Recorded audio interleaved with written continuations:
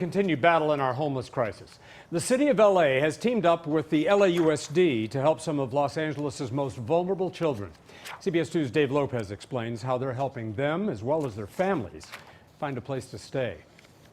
It's fitting we have this conversation today because it's 50 degrees and raining outside. Fitting for this topic today because according to Austin Butner, the superintendent of LA Unified, there are 17,000 students in the district who are homeless, living in converted garages, cars, or motel to motel. Homelessness is hard. Blanca Ahumada has 5 school-age children in the district. She and her husband lost their apartment when the rent was raised and they couldn't afford it. Every single day that I was on the streets and bouncing from motel to motel, I thought, how are we going to do this? She now has housing thanks to the Section 8 voucher that the school district secured for her. Part of a combined program with the school district, the city, and the Housing Authority of Los Angeles. There are 500 vouchers. Not enough to go around, but it's a start. We're making the paperwork simpler on our end so that families have less fear and it's easier for them to self-identify and reduce the stigma of being identified as needing support.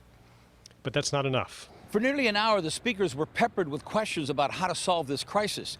And when the mayor was asked, is there anything the city can do to prevent all these tents from popping up on sidewalks all over the city? This response.